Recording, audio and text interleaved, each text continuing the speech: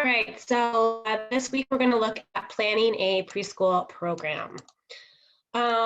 So it takes a lot of money to run schools. We know this because we have to pay for all of our staff and our rent and our overhead and our insurance and our liability. Food costs. So there is a lot of cost associated with running any type of program.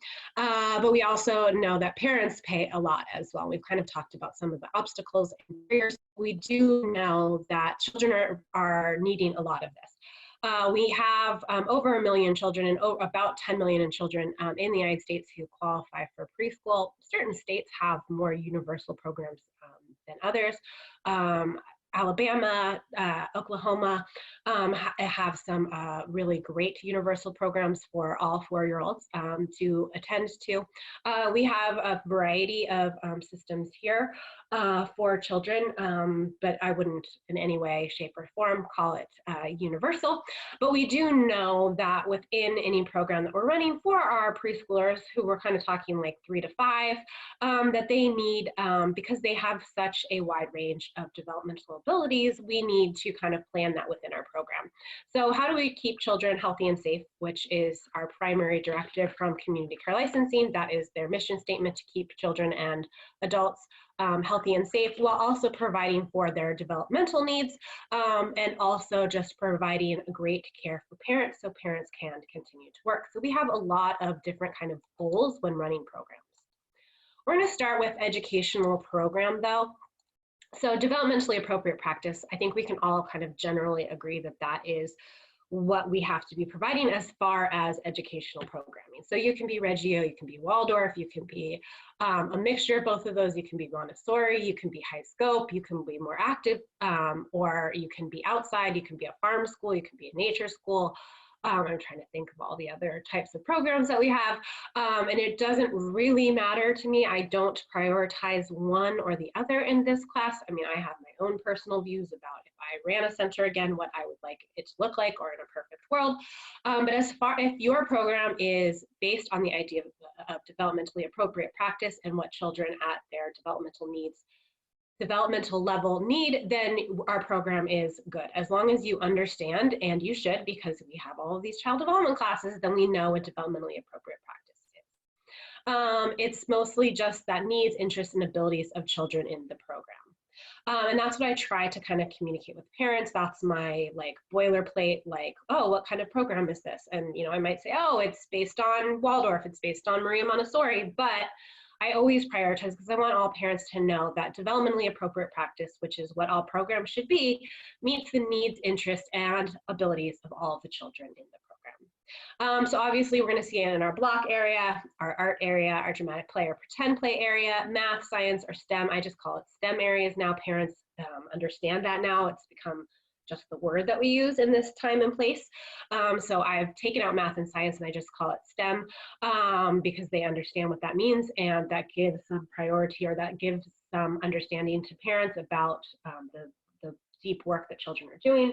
Reading, writing, and print, and then circle and large group activities in addition to an outdoor area. So those are just typically what we might see in a developmentally appropriate practice, and then within each curriculum, philosophy, flavor, you're going to have a different sense of what those centers look like, but that's just normally what we would see as well. So my kind of question is this is a management class, administration class. So as a manager or supervisor, how do we kind of set the tone for developmentally appropriate practice? So there is a difference between supervisors, which is over here on the left, and managers, which is over here on the right. And I think that depending on your role, or maybe you're doing both roles and you're doing both hats, it's going to depend on that. This is going to help you kind of understand what your role is with developmentally appropriate practice. So typically a manager is going to be more middle level management, and they're the ones that are going to set the tone or buy the curriculum, do the trainings, give out the information. So they're kind of telling you this is what developmentally appropriate practice looks like in our program. So we are doing infants, toddlers, and preschoolers at this center, and we are going to use the creative curriculum, and this is what it's going to look like. Your monthly lesson plans are going to look like this. Your daily information to the parents are going to look like this. So you're hiring and firing and promoting based on your ideas of your curriculum and your idea of developmentally appropriate practice. As a manager and being mid-level, you probably have a board of directors. You might have a larger state-funded program that's giving you rules and regulations. You might have a department. You might have a corporate center. So you're getting a lot of that information from other people as well. Unless you're a small business owner and then you're making those decisions by yourself. But for the most part, most of the programs that we run, we have a lot of leeway. They give us information. They tell you creative curriculum, or they tell you Reggio, or they give you a certain amount of money or time or practice. And then you have that leeway to hire people that are best going to reflect the developmental practice that you want to have. You might fire, you might promote from within, you might promote straight from community college. It's very much up to you. So you as the management are kind of setting that tone for what you want as far as your educational programming.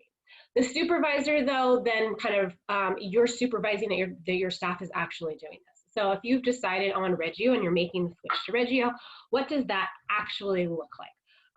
What do you want to see on a daily basis? What do you want to see on a monthly basis? How are teachers telling you about their curriculum? How are they judging the interests of their child? How are they sourcing materials? As a supervisor, you're intimately and daily involved in that as well. So you might have the right to hire, fire, or promote, but it would probably be with the manager who's once again setting that tone for that educational programming. And as a supervisor, your focus is on each employee and their performance. So if you have a staff member who's really, really great in one area, let's say classroom management, things run smoothly, the children are well taken care of, but she's, one of her kind of areas of vulnerability is her writing area. It's not very print-rich environment. There's not a lot of writing. When she reads a book, it's just kind of lackadaisical. And so that's your area of focus with her. So you're going to have, work with her. You're going to train her on the importance of bilingualism. You're going to give her some information on theory. You're going to buy her new materials so that we can label everything, new books in the classroom. So you're supporting her performance because that's an area, and you're also telling her what your standards are. This is going to be print rich. We are going to support literacy. We're going to support language. We're going to support bilingualism in the classroom by doing this, and then you're going to support her with materials, training, time, and support. So that's kind of how, if we were looking at running, planning a preschool program, supervisory and managerial positions are kind of different. But they're both really, really important in order to kind of set the tone for the educational programming that you choose. In a lot of our programs, it would be fantastic if we had a supervisor and a manager. I've worked in programs like that. I definitely like to be a supervisor. I like to be in the classroom. I like to be hands-on. I like to work with the children. I like to handle challenging behaviors, help children with special needs. But I also probably have a little bit of a bossy streak or a control freak, and I do actually like to have management roles as well, because I like to kind of decide about curriculum, make changes, make things better as well. So sometimes you might have both. You might have sets of traits in both supervisorial and managerial positions, but sometimes in an organization, they might be more separate as well. So you kind of have to figure out what your organization needs or what you've been hired in your role in as well.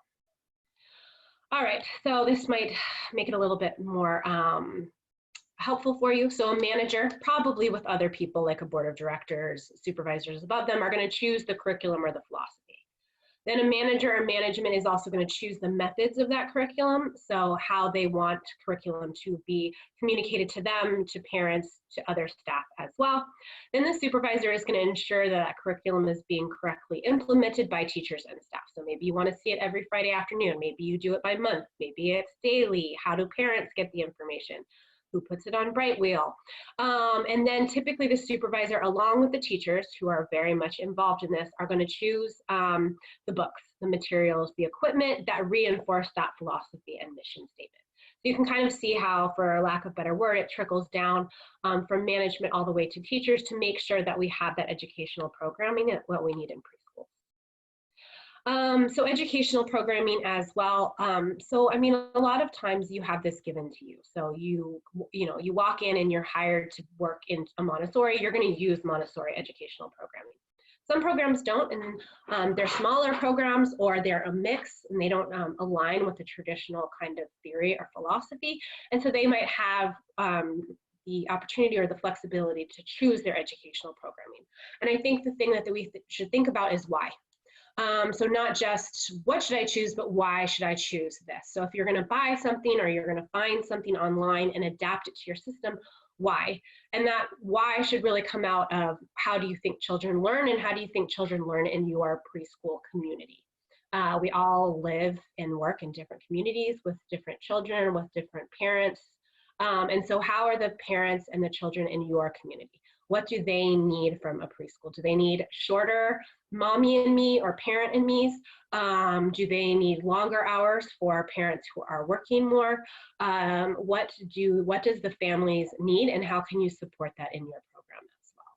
Because the materials that you choose to spend money on, they need to reflect those educational values of the community, of the children, and of the teachers as well. Because in educational programming, hopefully you have money. I mean, I've worked in nonprofits where, I had 1.5 nickels. But hopefully we have some amount of money that we can choose to spend on materials, on equipment, on training, on speakers, on books, anything like that, so that that reflects what your idea about educational programming, it reflects your idea of how children learn. So a lot of working in this field, I think if you want to be good in management or supervision, at least my take on it, is being really mindful of the choices that you make, that every choice you make, especially with your money, is going to then be reflected in your classrooms. So having the most opportunities to choose wisely and to spend your money wisely to support educational programming and support the community and family. Supervision is, I guess, one as well. Preschoolers. I mean, preschoolers are the ones when if somebody's unsupervised, it's going to happen at preschool. I was teaching last night. I was teaching a child, family, and community class, and I was kind of telling a story about a child hiding. So she was a very petite Asian child who was about 3, but probably looked like she was 2, and she put herself in the play area. We were getting ready. The teachers were getting ready to go outside, and she hid herself in the little wooden refrigerator that, like, the community playthings, community like refrigerator that's in the play area. She actually got in it and was able to shut the door so nobody could see her. So the teachers actually leave, but they're at the front door. So they're like half in, half out, because they know that they're supposed to have 15 students, but they're only counting 14. So it's like, keep counting who's missing, keep counting who's missing. And now they're starting to do names, and then they realize it's so-and-so child, where is she? And like, at this point, walkie-talkie is calling everybody, where is this child? And we have all the kids come back in, sit at the circle time area with the aide, and then me and the head teacher are like losing our minds because we do not know where this child is. And then finally, we really toss the classroom. It's a mess, and we find her hiding in the little play refrigerator. And supervision in this area is definitely like preschool. If, for the most part, infants can't really go anywhere. I mean, a baby could crawl, but they're probably not going to crawl out of the door. Toddlers are like herding cats, but we have smaller ratios. So supervision in classrooms at this age is when there's going to be issues with community care licensing, or you're going to have to fire somebody, is because a child hasn't been supervised. And the biggest thing is those ratios and knowing your count at it all. So knowing Title 22 or Title 5, how many children you are supposed to have. So we have information on the Child Development Department website. We have our ratios up online for you guys, and the Title 5 website has more information about this, but this is our general staffing ratios. This is probably like so in your brain if you're a preschool teacher or working in preschools that you don't even really have to think about it. 12, 15, 18, or is it 8, 14? So there's lots of different numbers that we have, but this is generally what it is, so that we can have our great programs for our children. And we know that it has to kind of do with ratios. Looking at our community care licensing website, they actually keep track of all of the violations or citations that they write, and then the areas that most people get them in. And in preschool, there's usually like a health and safety violation with like bleach and not having it stored correctly.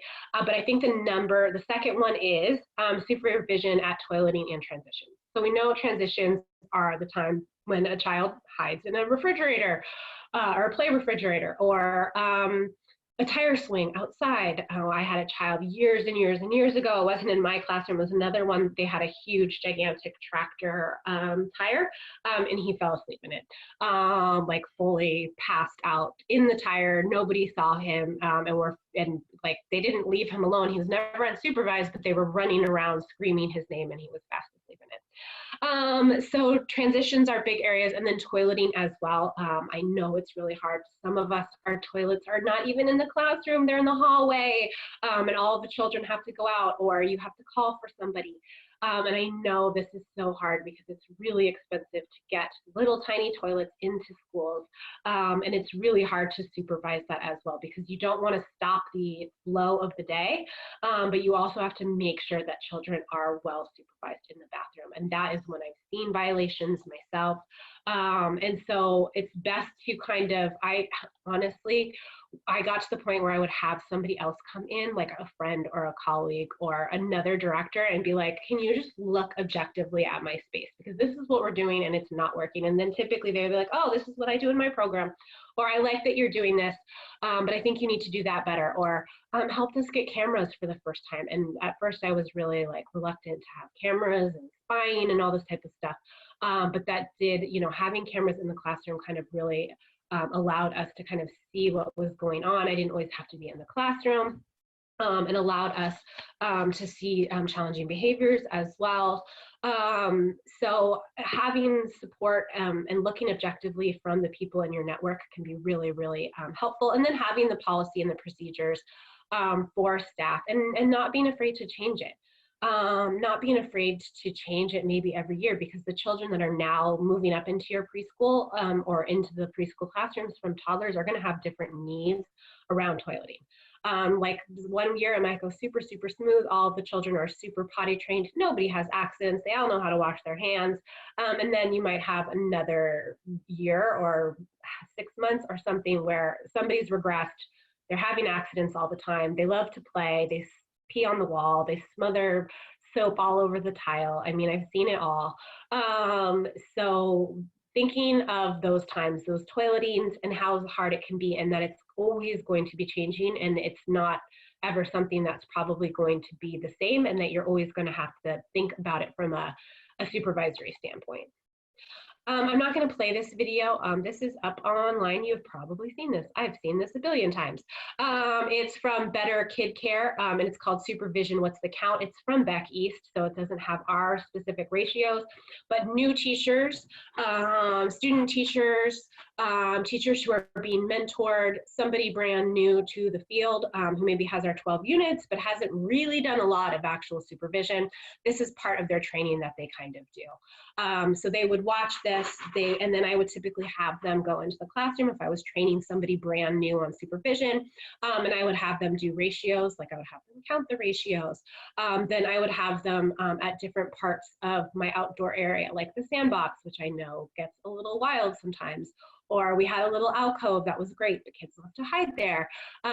Or in transitions, toileting. So they would be in different parts of the classrooms where I know that there would be concerns, and they would be modeled and mentored by the other more experienced teachers. So this is just a few minutes, but it's a great kind of either reminder in a staff meeting, or it might be good for a new staff in their training. We have more of a schedule in infants and toddlers. Yeah, we have more routines. We typically have a daily schedule because it's nice to kind of let parents know what's going to be happening during those days.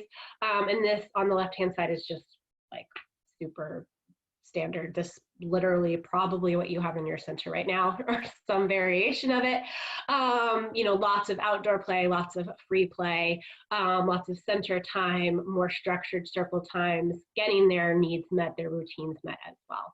So there, this is probably boilerplate. This looks totally standard to you guys, but it also might allow for split groups. Either one group is in, one group is out, or more of like what we have at our lab school, which is kind of more in and out as well, if you have the ratios and teachers in order to do that as well.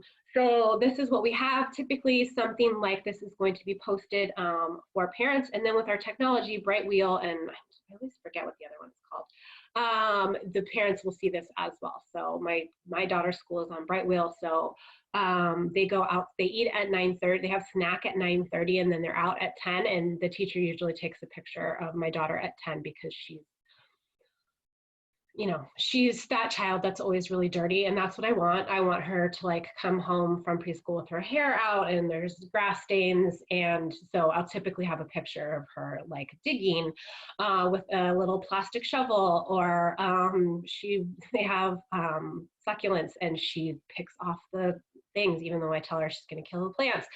So I always get a picture at that time of her like doing some kind of dirty creative thing that I love.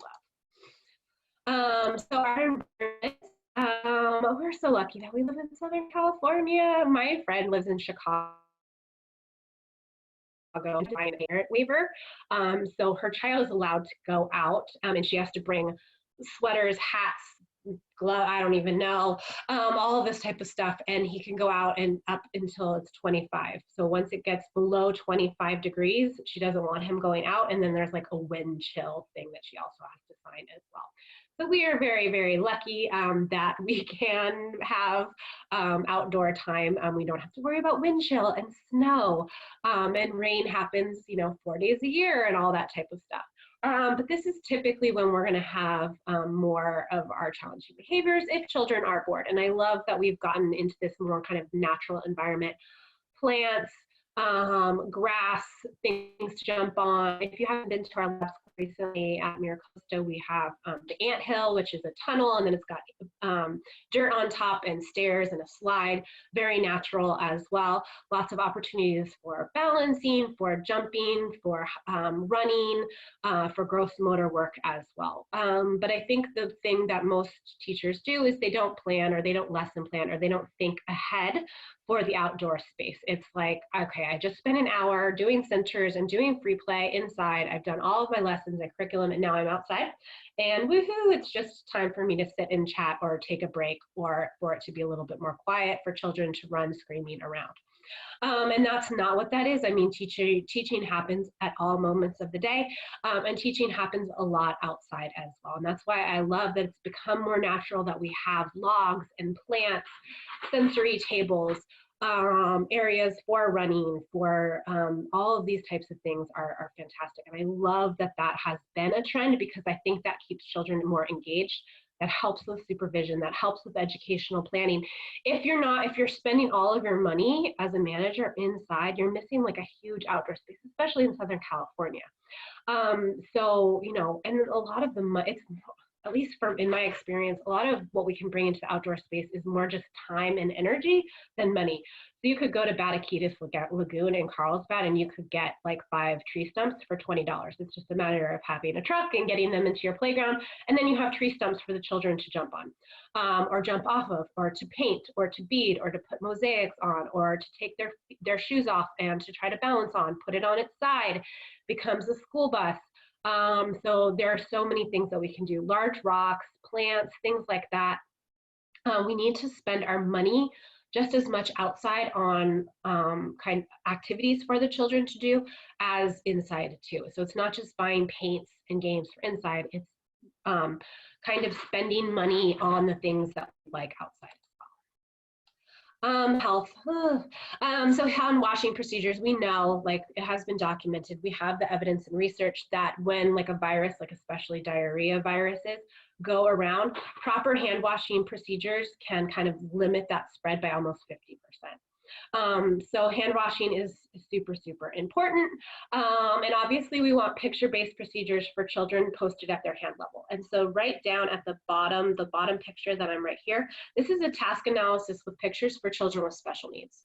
And you can buy this, or you can find it free on Pinterest, or you can buy ones that you can kind of change on Teachers Pay Teachers, look up social stories, autism stories, things like this.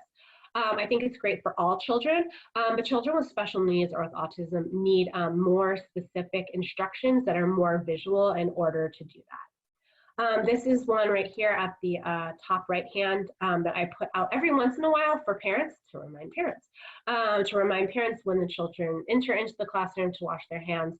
I wash my hands a lot of times when I go into the classroom. Sometimes I'm going straight from volunteering at my daughter's school then I go straight to pick up my preschooler, and I typically wash my hands because I've been hanging out with a bunch of second graders who are really gross. I was volunteering with the second graders, and literally a child sneezed on a piece of paper and then tried to put it in my hands. I was like, yeah, no, that's yours. Keep that forever. So all children need help with this. They need to be reminded, but I think parents more than anybody. I just got this fantastic product off of Amazon. Gotta love my Amazon. And it is the hand soap pen for kids. I'm not sure. It's $14 for 3 of these. They smell disgusting. I mean, I'm very sensitive to smells though. But what you do is you draw on your hand, or you draw on the child's hand, then you wet it, and then you have to rub it and wash it. But since it doesn't stain your hand, but it leaves a residue, so you have to wash your hands for like 20 to 30 seconds, which reinforces to children. And then I would typically, if I was gonna do this, I would have the soap and I would do it with the parents. So when the parents come in, I would be like, oh, cool, look this, I got this on Amazon, and then I would like show the parents how we can put it on, and then how long children have to wash their hands. Because I know as a busy parent, I'll be like, go wash your hands, and then they come out 5 seconds later, and I'm like, okay, fine. But really, I need to send them back. It needs to be 20 to 30 seconds, warm water, all the things that we know as well. The YMCA has a wellness program. They'll come out as well, and they'll help with those tools to prevent health for children. I also got, it's the very stereotypical thing on Amazon, but I got a blue light with the kind of fake germs that you can have if you have the blue light, the glow light. I got this on Amazon for I think like $7. So I've not tried it yet. It comes with a little light, and it comes with the fake germs. I'm gonna try it this week with one of my classrooms. I'll let you guys know how it went. But there in Amazon, I mean, we're so lucky that we have those opportunities to reinforce how important it is for us to be washing our hands. Because that's the #1 way to kind of stop cross-contamination or anything.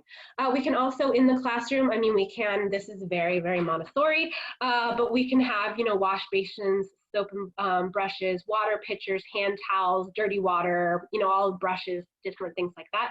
And that would support and reinforce to children in the pretend play area how important it is to wash our hands. So safety. So we have incident reports, which is right up here. So on the left-hand picture up at the very top is our incident report. So if a child broke their arm, they have lots of reasons why you might have an incident report, and you might have to give it to licensing, which is no fun because then licensing come out and they're going to have conversations for you. But it's much more important that you get ahead of these types of things, especially if it is something like a broken bone or some kind of incident that community care licensing needs to know about. Because if they were to hear it from a parent, if they were to hear it from the community or from anybody else, your consequences or their relationship with you is going to be hurt. So it's really important that we let licensing know when we have incident reports. And we might also need to have an accident or incident report for our parents. So obviously we have accident reports. There was a gravity storm on the playground and your child fell down inexplicably in the middle of the grass and they hurt their knee. It's now red and there was a little bit of blood, and so you're going to have an accident report.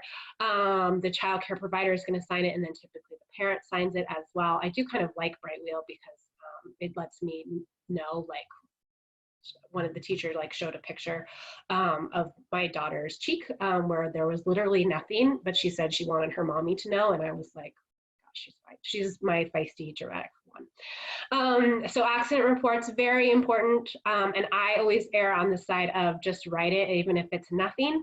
I've had them actually subpoenaed. I've had them go into very messy divorce cases about where there were allegations of abuse, and so my accident reports were the things that happened at school, and then the other bumps and bruises the parents were kind of squabbling about.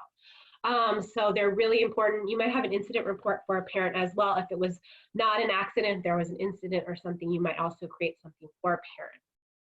We're also going to have a lot of safety checklists. Love a good safety checklist. I have one online for you guys if you wanted to use it, just your boilerplate one, but it's a document, so you could change it to fit your needs.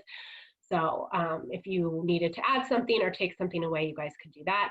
We're going to have them for a bus, because I know a lot of programs now transport children. So you're going to have a bus safety checklist, not just for the mechanical, like running of the bus or the van, but also for the safety of the actual space. So are the car seats in good working order? Is it clean? There's nothing that a child could get their hands stuck in.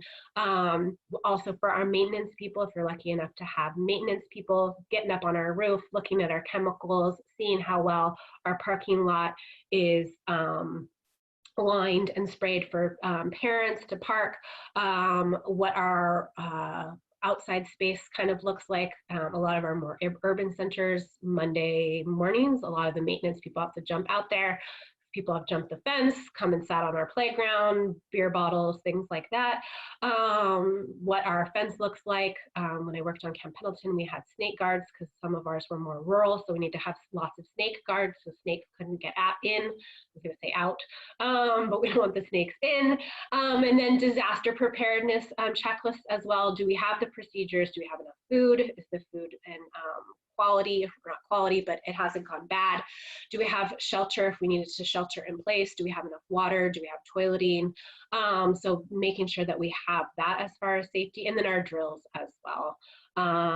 Having procedures and policy and training, fire evacuation and active shooter. I think we always do well with fire evacuation drills. And active shooter is a new one that hasn't always existed, but it's very important.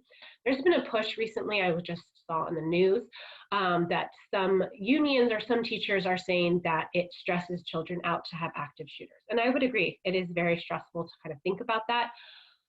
I think they're still important. I think that that's something that we should practice. I think in preschool, we can tell the parents when we're going to have it. At least I did. I had some children that were very, very stressed out by fire, evacuation, active shooter, any kind of drills.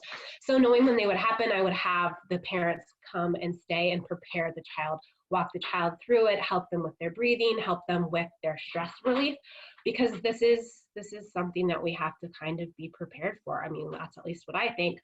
So helping the parents and the children kind of negotiate how they do that, especially in preschool where we can be a little bit more hands-on with our family and our children. So maybe by the time they get to elementary school, we can continue that as well. All right, so this was this week's. So we were talking about providing quality programs, supervision, assessment, educational program. I did a little bit of training and my ideas on, hand washing. Oh, and I don't think I gave you guys. So this soap pen that I was talking about on Amazon, if you're interested, it's called Soap In, and it's a hand soap pen for kids. It's to help them with their hand washing, about routines, about developmentally appropriate practice. So like always, we will have an assignment online and a discussion board, and I will see you guys next time.